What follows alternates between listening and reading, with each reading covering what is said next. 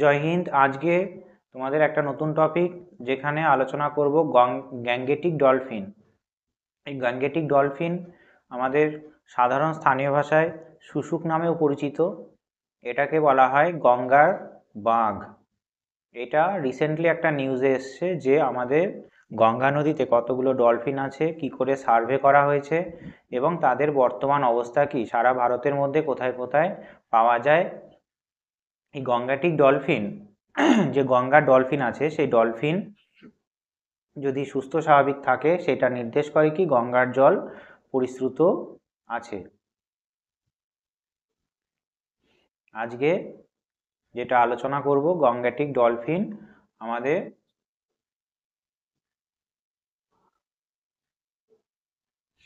যেটা গঙ্গা নদীতে আছে সেইটা সংক্রান্ত বিষয় নিয়ে। যে স্টাডি ফাইন্ডস কি বলছে, যে একটা নিউজ আর্টিকেলে এসছে যে study finds 6327 Gangetic dolphins across 4 state, অর্থাৎ 6027টি গ্যাঙ্গেটিক ডলফিন আছে আমাদের ভারতে 4টি রাজ্যের মধ্যে। সব থেকে বেশি কোথায় আছে? সব থেকে বেশি আছে উত্তরপ্রদেশে, অর্থাৎ উত্তরপ্রদেশে গ্যাঙ্গেটিক ডলফিন সেটা সব থেকে বেশি আছে।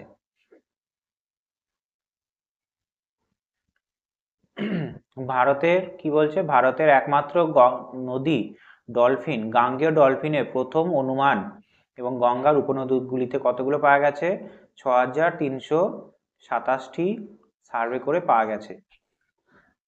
কি বলছে, বিশ্ব বন্যপ্রাণী দিবস 3 মার্চে যে অনুষ্ঠিত হয়েছিল সেখানে পরিবেশ মন্ত্রকের একটি প্রেস রিপোর্টে বলা হয়েছে যে 6324টি গঙ্গা নদীর ডলফিন এবং 3টি সিন্ধু নদীর ডলফিন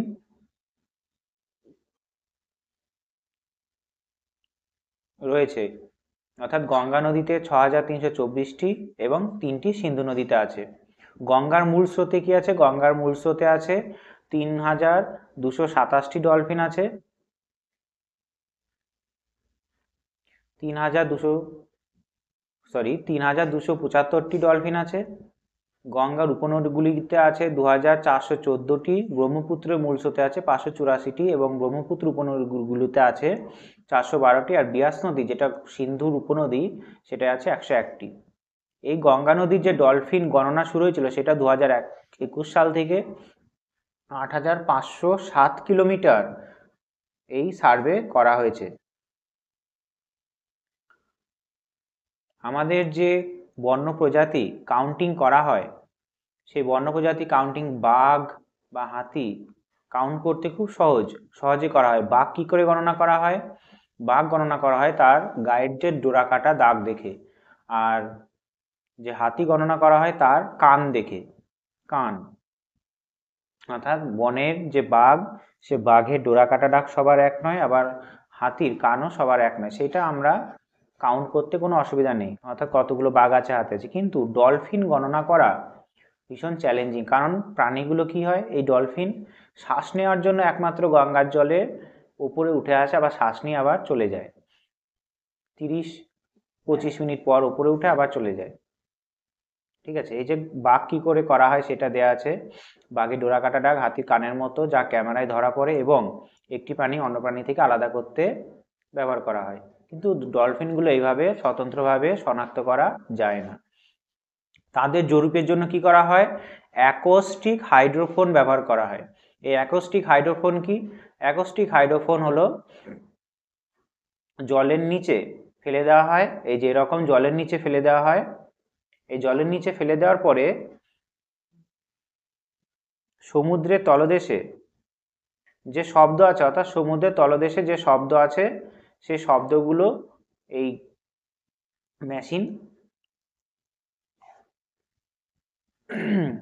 ফাইন্ডিং করে, সার্চ করে, দিয়ে শব্দগুলো থেকে বুঝতে পারে যে এক একটা শুশুকের শব্দ কিন্তু আলাদা আলাদা, সেই হিসাবে কাউন্ট করে। অর্থাৎ অ্যাকোয়াস্টিক হাইড্রোফোন দ্বারা এই ডলফিনগুলোকে কাউন্ট করা হয়।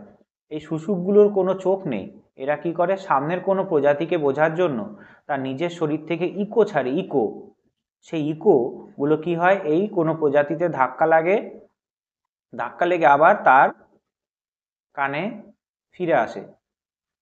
এরপরে সে বুঝতে পারে যে কি প্রাণী আছে না না আছে, অর্থাৎ এই ডলফিনগুলোর একটা বিষয় কি, যে এদের কোনো চোখ নেই। ডলফিন সাধারণত অন্ধ। যোগাযোগ ও চলাচলের জন্য তারা কি করে, ইকো লোকেশন ব্যবহার করে। অর্থাৎ জলের নিচে কোনো প্রাণী শিকার করতে গেলে তারা ইকো লোকেশন ব্যবহার করে সেই প্রাণীটাকে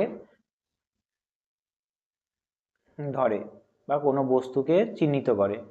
আর এদেরকে কাউন্ট করার জন্য কি ইউজ করা হয়, অ্যাকোয়াস্টিক হাইড্রোফোন। কি বললাম, যে জলের নিচে ফেলে রাখা হয়, সেই জলের নিচে যত সাউন্ড আছে সেটা ক্যাপচার করে। এটা হলো ইকোলোকেশন।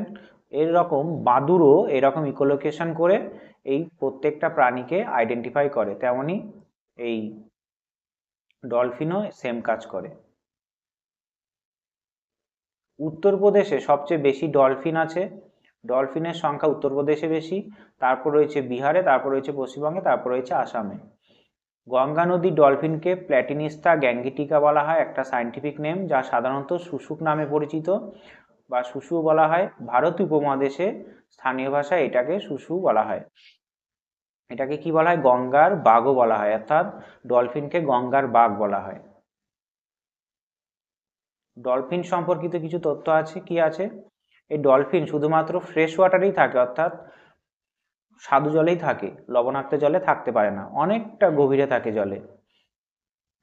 তারা কি করে, আল্ট্রাসনিক সাউন্ড বের করে, অর্থাৎ ইকোলোকেশন দিয়ে, অর্থাৎ ডলফিন থাকলে এরকম করে আগে দেখালাম, ইকোলোকেশন দিয়ে তারা শিকার করে। তারা কি করে,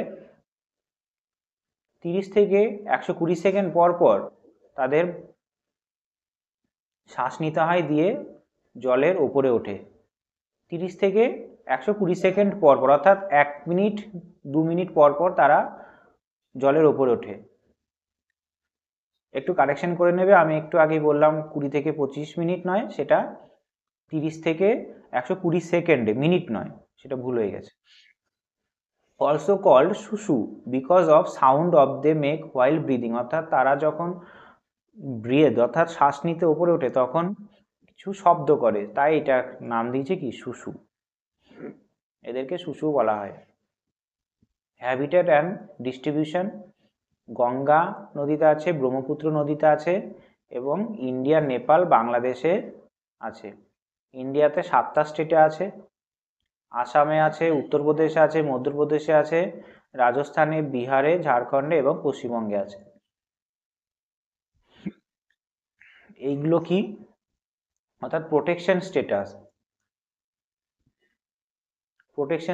মানে কি, অর্থাৎ এগুলোকে কি ধরনের ভাবে প্রোটেকশন করা হচ্ছে, অর্থাৎ IUCN এদেরকে এন্ডেঞ্জার্ড অর্থাৎ বিপদাপন্ন বলেছে, সাইটস অ্যাপেন্ডিক্স 1-এ রেখেছে, আর ওয়াইল্ড লাইফ প্রোটেকশন অ্যাক্ট কোথায় রেখেছে, 1972 সালে শিডিউল 1-এ।